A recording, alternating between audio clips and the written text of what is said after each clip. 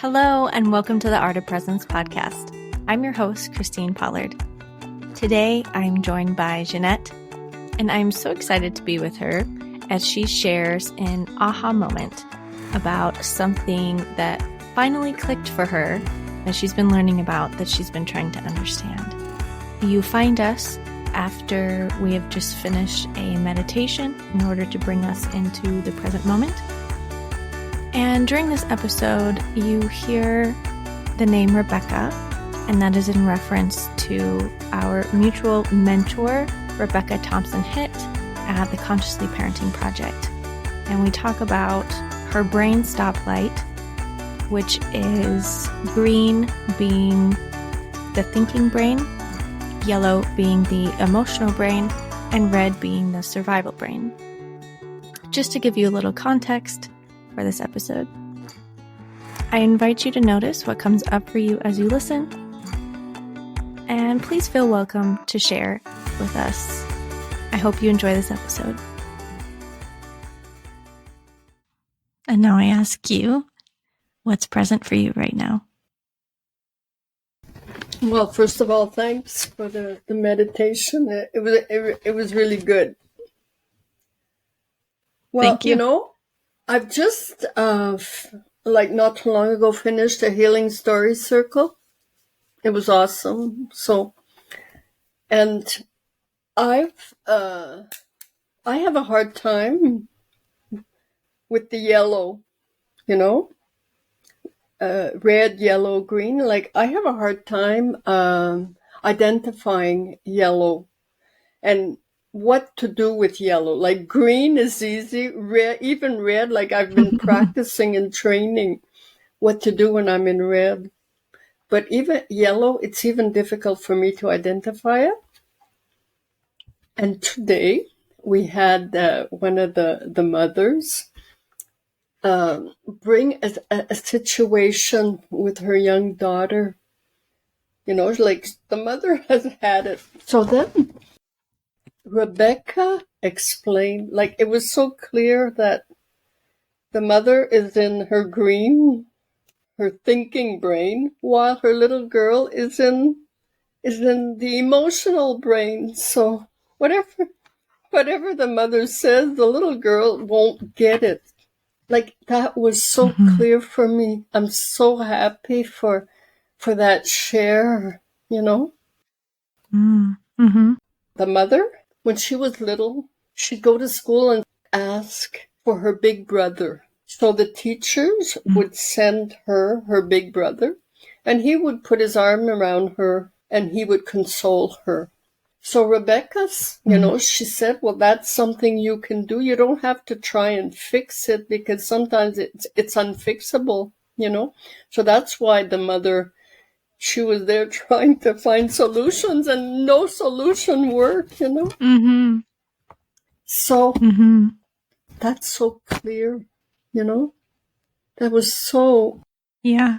That was a question, and I didn't even really know how to ask the question, Like, I didn't really know what I wanted, and then it was just presented to me like that. So, yeah, that's where I am right now. Really. Yeah, I see your excitement Yeah. at this clicking, because it's something you've been questioning and bringing up for a while now, really wanting to understand this concept of yellow and noticing what someone is capable of doing when they're in yellow, or the emotional brain.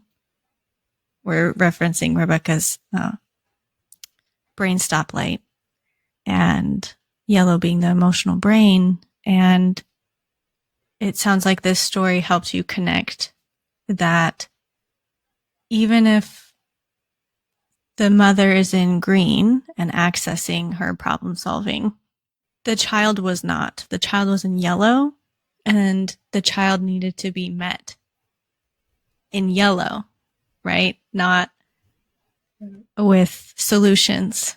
And it became really clear for you with that example. Yeah, it did. Because Rebecca, like I took her month-long course there and of healing your relationship. And so we really went deeply into the spotlights, but yellow still wasn't clear for me. And Rebecca, I always thought I had to be on green. I was always aiming for the green. And she said, no, like deep connections happen on yellow.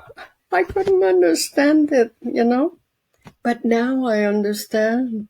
Like if the mother, and I can even go back in my life and feel at the times that somebody was just there for me when I was upset and my emotional and just held me or saying, okay, you're going to be okay.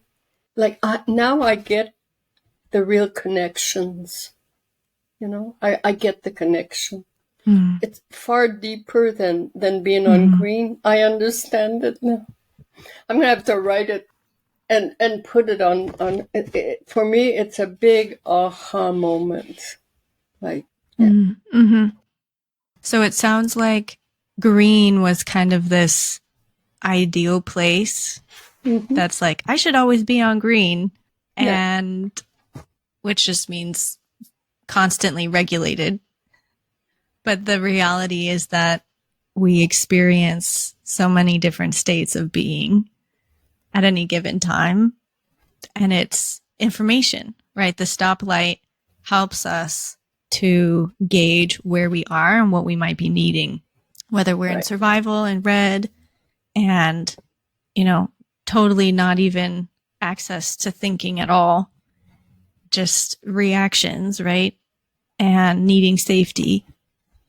And yellow can look like so many different things depending on the person. It's that can be, a dysregulated state or just a very emotional state. And, green being more calm and regulated. But it's also learning how to navigate those states so that if you notice you're not regulated, what are things you can do to help you? And I hear you resonated with this story because even you growing up, if you had someone there to just be there with you when you were upset, it made a big difference. Yeah. And that connection sounds like it was soothing. Very. One of my nicest moments in my life, if I look back. Every time that happened, it was, and I know what Rebecca means now when she says that it's a deep connecting moment on yellow. Mm-hmm. Yeah. Yeah, well. And there's such a range of emotions. When you're explaining like that, it's like it's a full circle for me, to help understand what's happening. Yeah. Something that I found interesting when I was taking a course on the neurobiology of relationships and how play is still activating the sympathetic nervous system, but it's a safe activation. Whereas, if we're scared or, something is upsetting us, then it's in that unsafe activation. So it had never occurred to me that, I guess I had always thought that sympathetic nervous system was bad. Like you don't want to go there, but that's not entirely true. It's that with safety, that's where you experience like fun and play. And so I always found that really interesting to see it in that perspective. So yeah, thanks for bringing that up because like play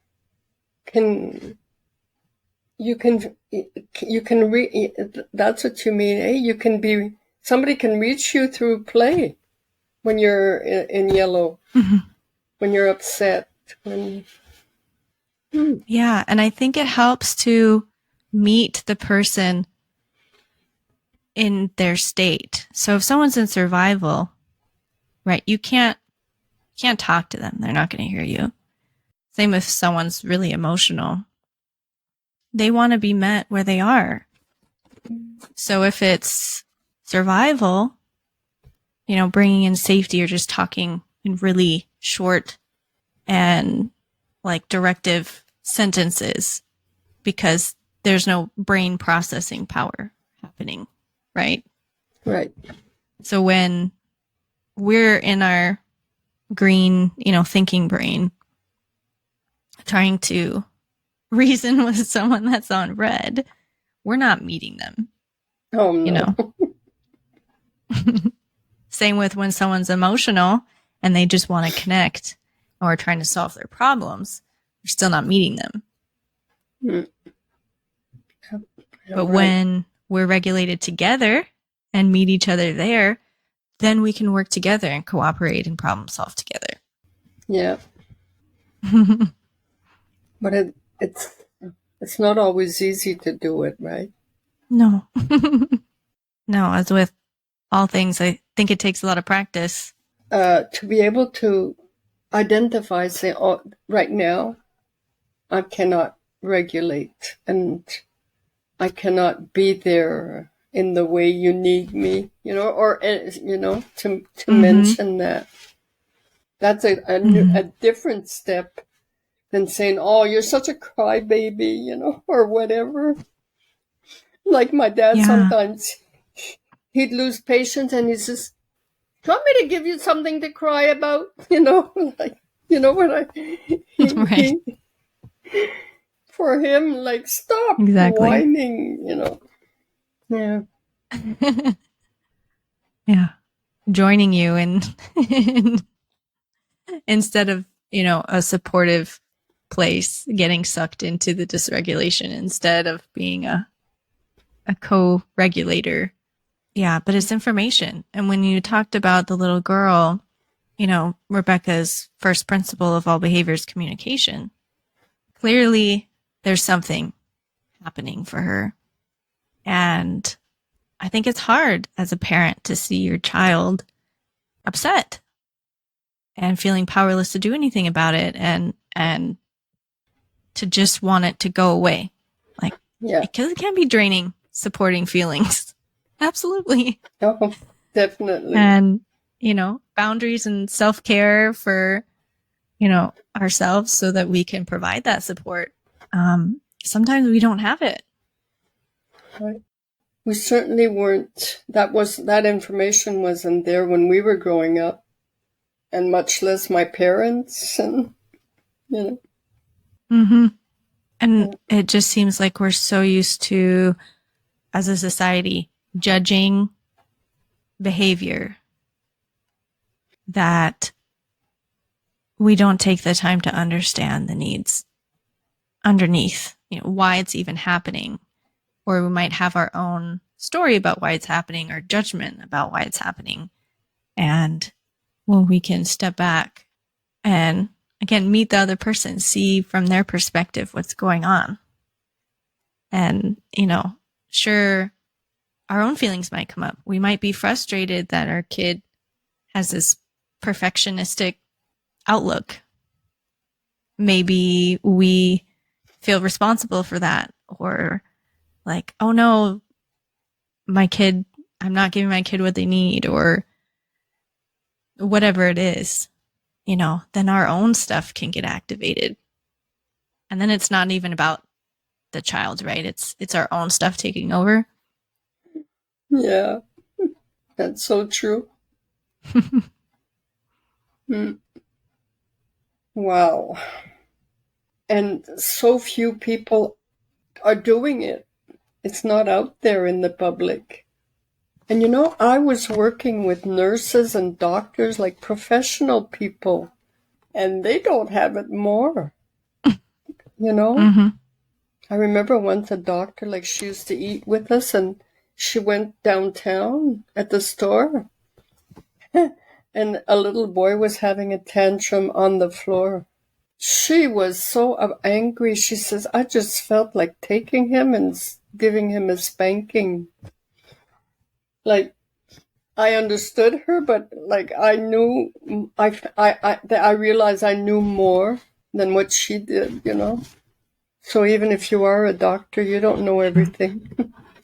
No. You know what you've been taught. And they don't teach this. But it's that emotion when you see that, it just hits you, right? It just goes into you and ooh. So I guess everybody has that. A lot of people anyways. Yeah. And it takes that automatic a lot of practice and a lot of work to do it, to go through that. Yeah. There's someone, I like their teachings. His name is Thomas Hubel, and he talks about responsibility as responsibility, like your ability to respond, as opposed to these reactionary, automatic that just comes out. And it's hard to pause that because it is automatic, right? It is. And that whoosh that kind of comes over us. It's you just feel like grabbing him sometimes, yeah? Grabbing the child, or it all comes at the same time, eh? And it's so interesting, like someone's response to that, how aggravated someone can be with a child crying. Whether it's on an airplane or in a store or at a restaurant. Yes. You know, there's so much of wanting to control a child's behavior because it's disruptive or loud or it makes us uncomfortable. And when I think about babies in general, how uncomfortable it is to hear a baby cry. And it's always how do we get it to stop? But that's the baby's way of communication.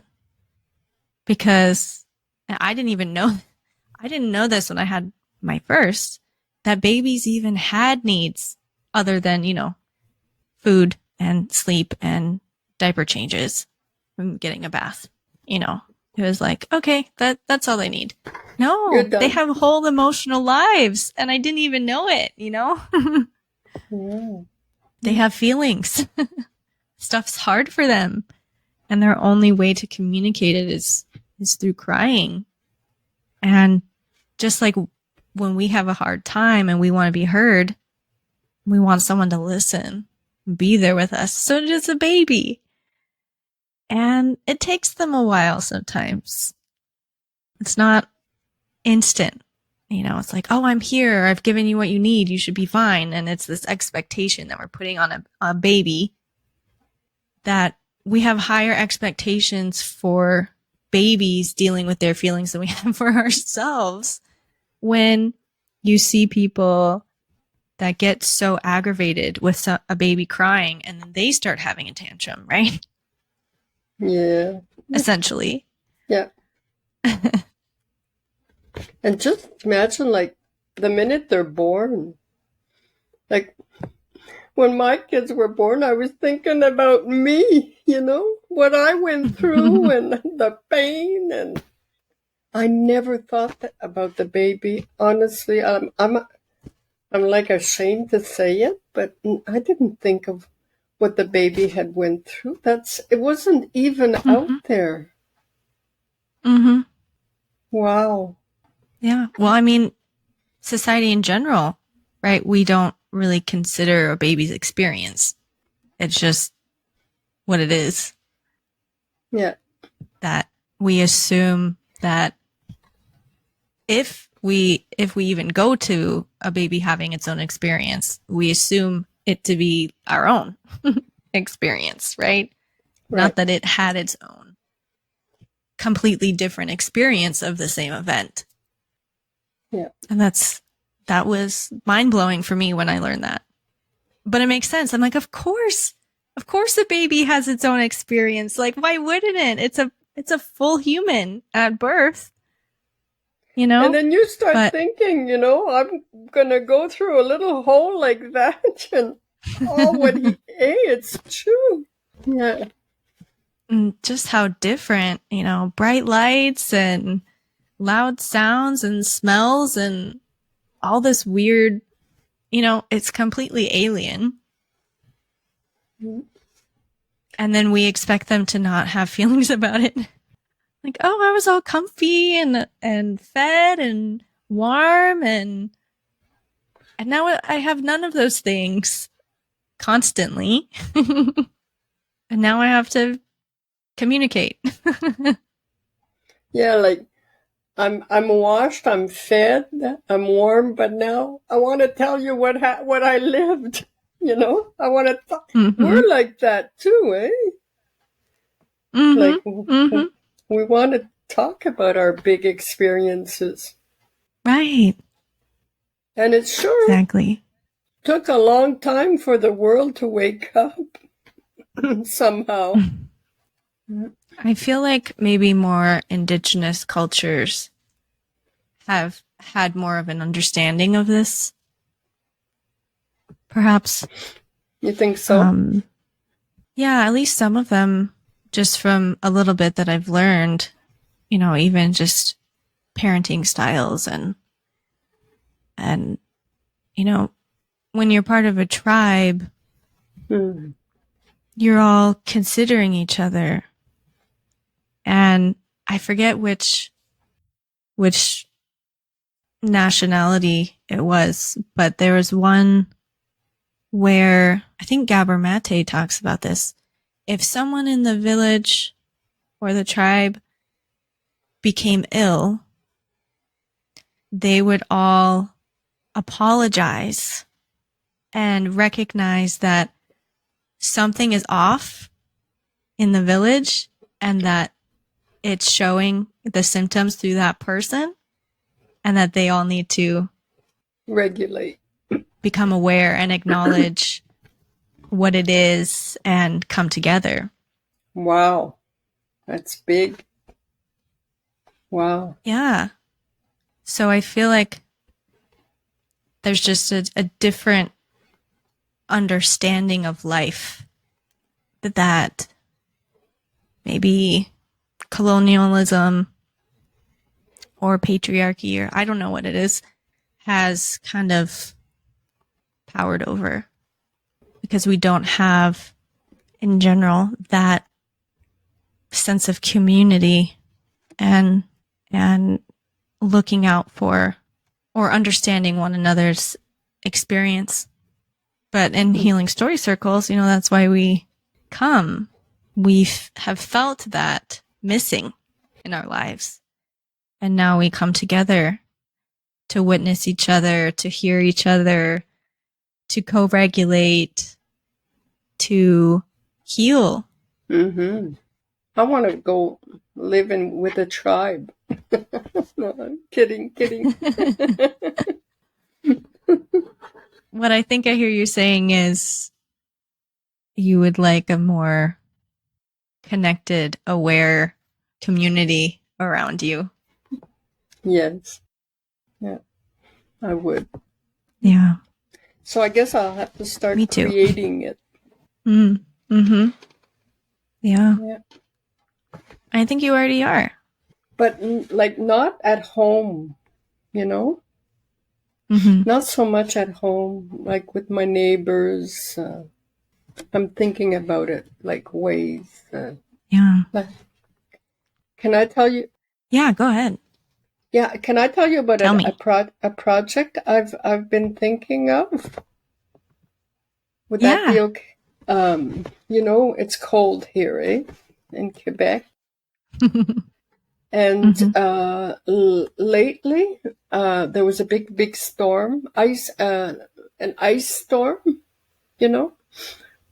where icy water gets on the electric wires, and so a lot of people, not here, not in my part of the world, but around Montreal, thousands of people were cut off for days, Mm. you know?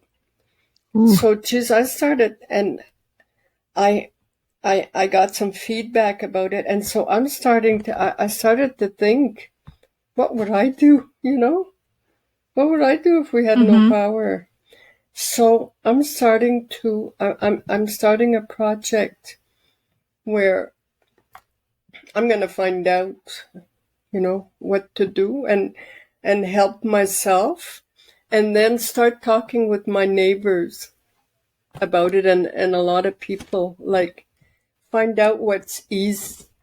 And you know, when you go on YouTube, there are like the stories just keep coming about like what you need for water. Are you prepared for that? You in the States?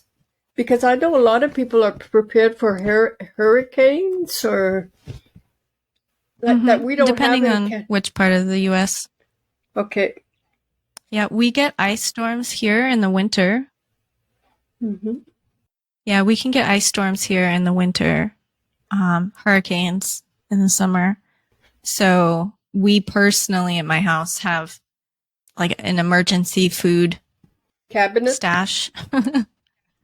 Yeah. We don't keep a ton, but we keep enough. And so we just replenish that regularly so that we always have some emergency food on hand. And so we have, you know, like a gas grill. So if we have to cook something outside, or we fill up, like if we know something's coming, we will fill up bathtubs so that we can, I have a well here. So when the electricity goes out, we don't have water. So we have to, you know, fill jugs for drinking water, and we fill bathtubs for flushing the toilet. Your well won't work? No, because the well pump that gets the water out runs on electricity. Wow. We're looking at getting like a manual pump for emergencies, but we haven't done that yet. Some people have generators so that it will run their pump. Just depends. Some people aren't prepared. And that's when you see everyone, you know, flocking to grocery stores and hardware stores to get, you know, propane and groceries and generators and toilet paper. Yeah. You know. Yeah, well, see, that's right. That's what I'm checking, and you know what? I find it's a nice community project. I find, yeah, I'll connect with. Help me get to know people and connect people. I'm really excited about my project. Yeah, I see it. Your face is lit up as you're talking about it, and there's a big smile. Yeah. Yeah. And that thought of connecting with your neighbors, it sounds meaningful. Yeah. I already got my sister on board. Nice. Yeah, because her too, she lives alone in her house. Oh. Yeah. And that's not something here in Canada. Like, we don't have hurricanes and those big storms. So there's nobody's ready for that. We're all having this beautiful carefree life.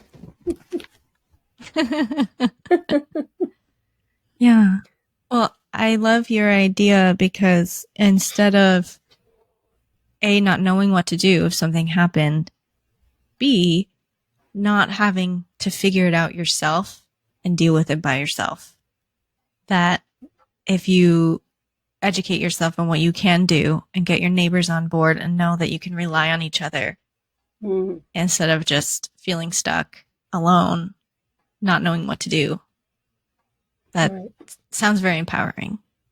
Right. It does. And it's like, it was different, like, you know, COVID. That's something that could have turned out wrong to go see my neighbors about that, about anything that Mm-hmm. had to do with COVID. But the electricity, the power, that's so neutral and it happens to everybody. Everybody would be concerned. Mm-hmm. So that's another nice project that just came out like that. Yeah. No, Yeah. that's awesome. Mm-hmm. Yeah. Who knew? And I think about even the brain stoplight, right? Like emergency situations and how people can be all over, brain states. And Oh, when you feel a little prepared and you know that it's not all on you and you can work together, like it helps to co-regulate, right?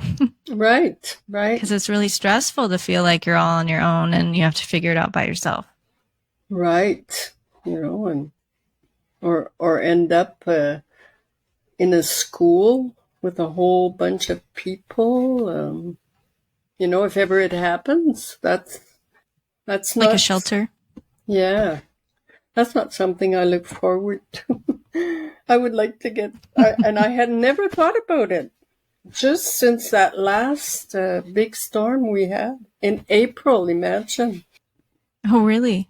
Yes, it just happened in April, the big icy storm. Yeah, Wow. yeah. And can we talk about you now? Like, Yeah. what are your plans with the podcast? I don't have a lot of plans. Okay. I'm just gonna keep doing this. Experiment. Seeing who will. Yeah, experiment exactly. See who is willing to have a conversation with me and put it out there and see how it goes. And I just enjoy the conversation, so it's really a no-lose situation for me. Yeah. As long as there's someone willing to listen. But it's kind of like taking a healing story circle into a personal conversation. So, Yeah, I see that the way listening and questions and shared humanity. reflecting. You're using a lot of that tool, eh? That's important for you? Mm-hmm. I guess my main purpose of this podcast is to model listening skills and curiosity, non-judgment. Because, it's hard to know how to do that sometimes. Do you use reflecting in your day-to-day life with your daughters? I do, yep. Yeah. So it's a reflex for you by now. Not always. I have the hardest time with my husband because there's such a history. I have to get in the right mindset so I can do it. It's just with him, I still have an impulse to fix a lot of times. Especially if there's a complaint, a continued complaint about something. And I'm like, okay, then let's, come up with a solution and I'll be like, I just want you to listen. Oh, right. Okay. Let me reflect a little bit. What I hear you saying is this, and it's really frustrating. Mm-hmm. Yeah. But just more practice, right? This is a practice. Yeah. But yeah, just putting a model out there for people for relating to one another. That's my hope anyway. It's like reflecting, like I'm using it more and more with my mother.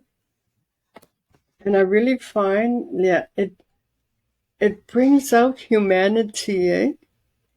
When you reflect, my mother, I know she feels more listened to. Mm-hmm. and I take the time. You have to take the time to be present with the person. Mm-hmm. Mm-hmm. And that's a felt difference, right? You feel that difference when someone's present with you versus just like dealing with you, right? Right, trying to fix you, to get rid of you, you know. Mm-hmm. Oh, yeah. Exactly. Mm-hmm. Absolutely. Yeah. Yeah. I'm feeling our present, right? Oh, Yeah. me too. Mm-hmm. And I feel like the reflecting that we've been doing in healing story circles, it goes beyond just mirroring. We're not just parroting back exactly what we hear the other person say, but we're really attuning to that person. We're really listening for what's really there, and we're listening with our whole bodies. We're taking in the nonverbal communication and using that to inform us and to provide the content for our reflection. Because if someone's having trouble deciding between something and they're talking about it and they're like, ugh, as they're talking about it, and then they talk about another option and they're like lit up and excited about it, you can reflect back like, hey, I noticed your body was doing this when you talked about this and your body did this when you were talking about that. Not to persuade them in any way, just it's an observation, right? Like, I don't know if you noticed that, but that's what I saw, That can be powerful information for someone. Yes, you're right. Yeah. Maybe that's why I'm having a hard with reflecting, because maybe I'm not present enough to the person. Like, I'm wondering what is so difficult for me.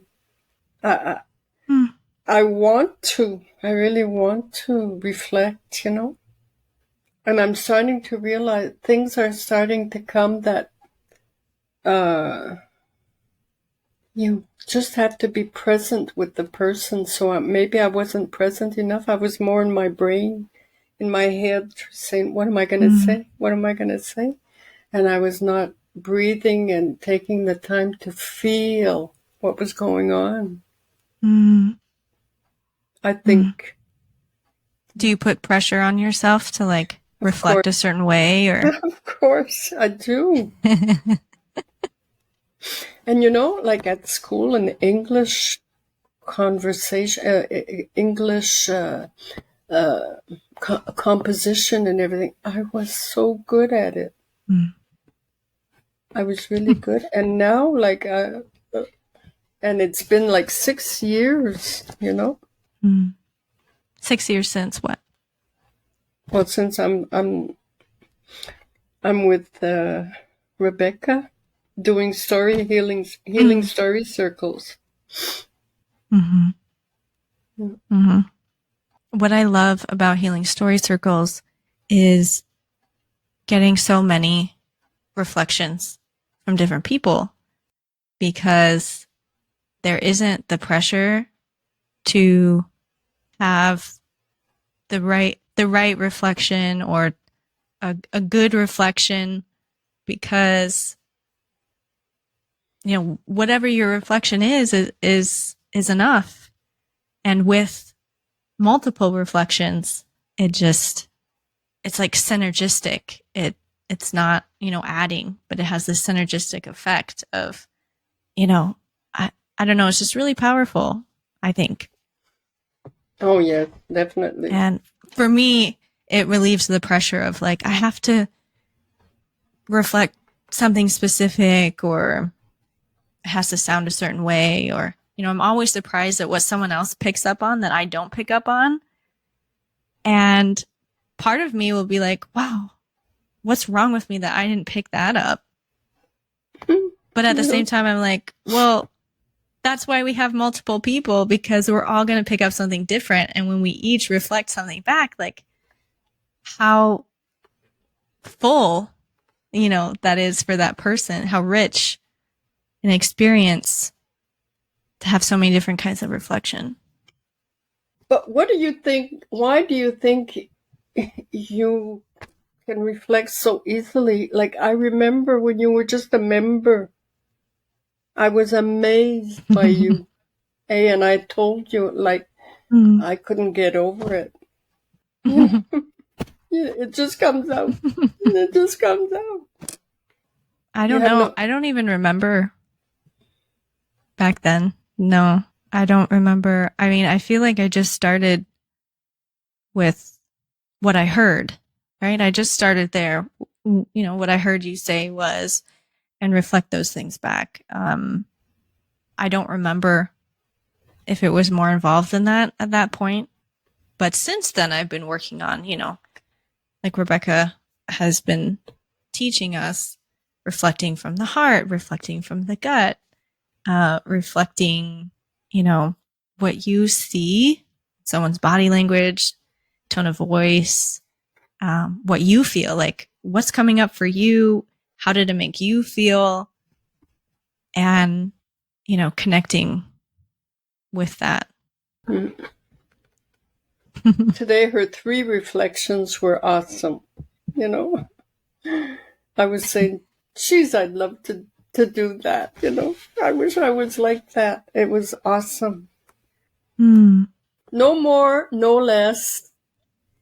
She doesn't ramble on and on. Just She perfect. just says what. Yeah. Well, I've heard you, and I've always appreciated your reflections. And Really? Thank you. like I said, everyone has their own way of doing it. Everyone picks up on something a little different. And whatever that is in you, bringing that in, and that's an asset. Mm-hmm. Yeah. Yeah. But I hear this comparison or a hope of what you would like it to sound like or be like. And I guess I just encourage you to be you, because that's what we want. We want you to show up as you and reflect as you, and your own personal take on it, will be so authentic, and whatever you're, resonating with or picking up on that you reflect back, I think is there for a reason. Yeah. Yeah, right. Mm-hmm. And it's all powerful. I don't think there's any like reflection that's lesser than, Right. it's all witnessing, it's all connection, it's all presence, and that's such a gift. Mm-hmm. For the sake of practice, what's something you're taking with you from this conversation? How easy it was. Mm. How it was so Was that easy surprising? talking with you, speaking with you. I came in with no. It was like as if I was talking with my sister. Really, it was so easy. Like that. That's amazing for me. Yeah. Thank you. Thank you for sharing that. I'm touched. And I'm glad that it was easy for you and not anxiety producing or No, anything. not at all. Yeah, I really enjoyed this conversation and your honesty and your questions and just your eagerness to share, where you're at and what's going on for you, and I thought it was really beautiful. So thank you for doing this with me. I really appreciate it. Well, I'm really happy to have done it. Yeah. Thank you. I think you're going to have a lot of success. Oh, thank you. Yeah. I hope you enjoyed today's episode. A little bit more about Ginette. She's a grandmother, recently retired, and a holistic family consultant at the Consciously Parenting Project. She lives in Quebec, Canada. Something that really stood out for me in this episode was when we were talking about regulation, and there seems to be a lot of misunderstandings around what that term means. So I just wanted to share a little bit more about regulation and what that means to me. There are some misconceptions about what it means to be regulated, And sometimes the perception is that regulated means calm and grounded or peaceful. But that isn't always the case.